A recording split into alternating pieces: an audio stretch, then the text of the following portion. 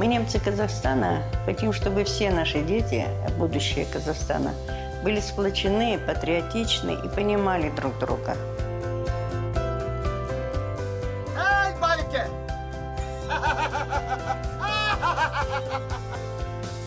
Каждый человек должен трудиться во благо своей страны. И для этого не обязательно занимать высокие посты или быть супермиллионером.